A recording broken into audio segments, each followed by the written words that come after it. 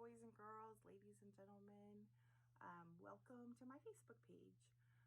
I'm making this video today to let you get to know me a little bit. My name is Tina. On my personal Facebook page is Tina O'Connor Huffmaster, and my business page is Tina's Toys and Dolls. I just wanted to let you guys get to know a little bit more about me and my collection and my business, and I'd like to learn more about you too. So let me know if you're watching and where you're from. Let's start with how I started collecting. When I was about 4 years old, my dad brought me these two little dolls from his TDY to Spain. And I was an Air Force brat. So as we traveled to different countries when I was growing up, I collected a variety of dolls from international tourist dolls. And then when I became an adult and had my own kids, I kind of wanted to start doing a little bit of something for myself. So I found these two little guys at a garage sale one day, and I thought, well, I'll just collect small dolls. I had a few children by then. I ended up having 9 children in all. So while they were growing up, I tried to keep my collection limited to dolls under 8 inches so that it would be easy to keep them safe. I still have 3 kids at home. They're all teenagers now. And now I have 4 grandbabies. That's all I collected for about 20 or so years, maybe 30. And then a few years ago,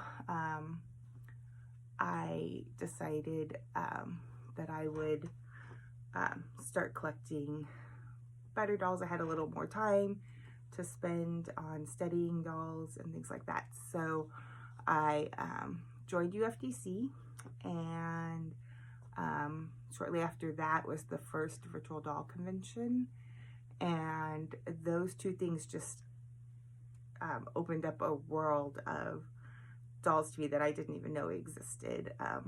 Instead of a doll world, I realized there was a doll universe, and I have just been having a great time since then, collecting and learning more about dolls. So that's a little bit about my collection. Let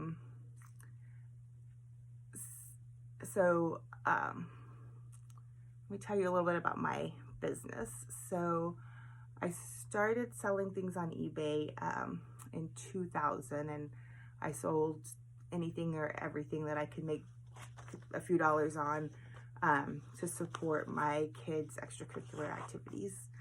And I had a really good time doing it and learning about all kinds of things.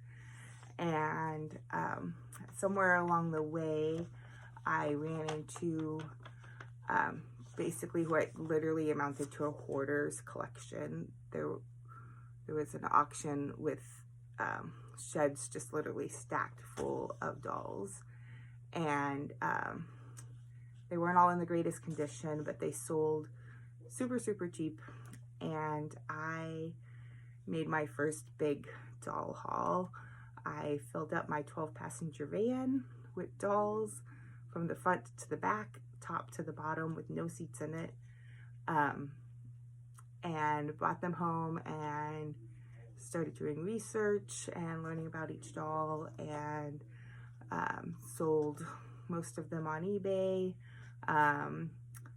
I gave a truckload away to a lady who liked to crochet, and there was, like, you know, a lot of little cheapy ones that wouldn't have done well on eBay, and I just gave them to her, and they made her happy for years, sewing little clothes for them and crocheting little clothes for them. So that makes me happy.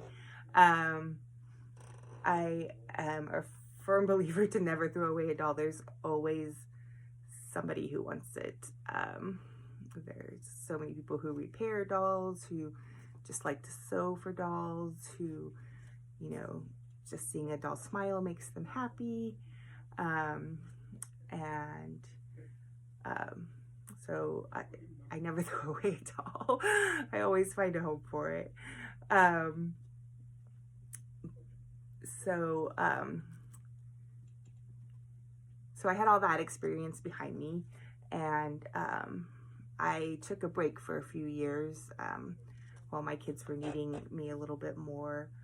And when I got into starting collecting more dolls, and after I joined UFDC and everything, I realized that I was going to need a little bit more money for my collection. So I restarted my eBay business, but focusing mainly on dolls and toys and things for dolls. And that's been going strong for about 3 years now. And I've had some great opportunities to buy some great collections. And I just had a great big doll haul on Saturday, which I'm going to be telling you more about in the future. There are a ton of Play Pals in it, the most amazing combo collection, a lot of character dolls, and I'm going to do some little video segments to show those to you and educate you a little bit about some of the rare dolls that are in the collection.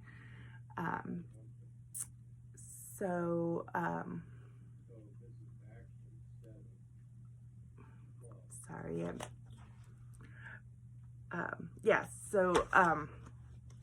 Let me just tell you a little bit about how I sell my dolls. I only sell on eBay because I feel like that's the best audience, and it has the best protection for both the buyers and the sellers.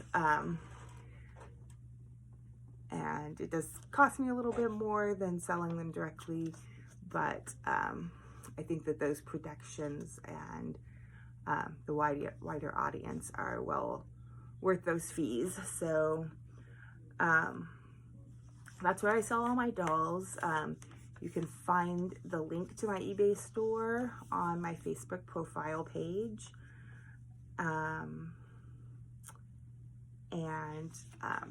When I sell there, when I list a doll, I always take plenty of pictures because I want my customers to know exactly what they're getting. I don't want any unpleasant surprises.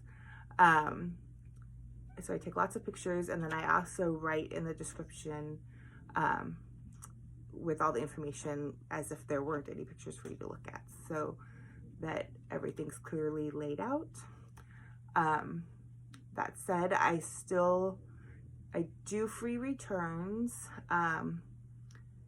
but if it is for any other reason other than there was something that I didn't make clear in the auction, or that the doll got lost or damaged on its way, then I would expect you to pay the return shipping. So if you just got it and it didn't suit you, or it was bigger or smaller than you thought, or, you know, just you didn't bond with the doll, that's fine. You can send it back to me. I just would expect you to pay the return on that. But if there's any problems or anything wrong with the doll or any issues with the shipping company, you are totally 100% covered. I will pay for the return and give you a full refund. I pack my dolls. It doesn't matter if it's a $10 doll or a $1,000 doll. I pack it to arrive safely to you. I wrap almost everything in tissue paper. I pad all fragile parts. I sometimes use recycled supplies, but I mostly buy a lot of new supplies. So we have nice, good, sturdy boxes, clean bubble wrap. I use packing peanuts for Fragile dolls. I know they're not the greatest for the environment, but I feel like if you fill the box just a little bit over full and close it up so that there's no shifting in the box, that's the safest way to get you a Fragile doll, like a Bisque doll or something like that. I also use pillow packs to fill in, you know, empty spaces. And I charge the rates that USPS has on their website. So that means for larger dolls, there's now this dimensional weight thing, which makes it a little bit more expensive than it used to be, but it is what it is. I charge those rates. I usually don't charge a lot extra. On really large dolls, I do have a $5 handling fee to help me cover all of those new supplies I was talking about. But oftentimes I'll spend more than that in packing, just to make sure the doll gets there safely. That's a big priority for me. In all these years, I have only had a handful of things arrive broken, and most of those things is because it looks like USPS let an elephant step on them or something. But mostly everything I ship arrives safe and sound. When I ship Bisque dolls, I remove the pates and the wigs, stuff the heads, wrap up those fragile little fingers, all of those things. Let's see, what else do you need to know? Shipping, returns. Yeah, so, and I'm always happy to answer your questions. If there's something on an auction that you know, isn't clear or you aren't sure about, I'm more than happy to do that. I'm more than happy to take more extra photos. All of those things. Like I said, I want my customers to be happy and know what know what to expect. Let's see. So I'm going to, so I got that huge doll haul on Saturday, and so I'm going to do a few more videos to talk about those. I think maybe I already told you that. This is my first time doing a video, so bear with me. So I think that's all. If you guys have any questions for me, put them in the comments. If you guys want to look at the dolls behind me, this is one of my mini display cases. Put this over here. If I was watching a video, I would want to know what's in this case. So let me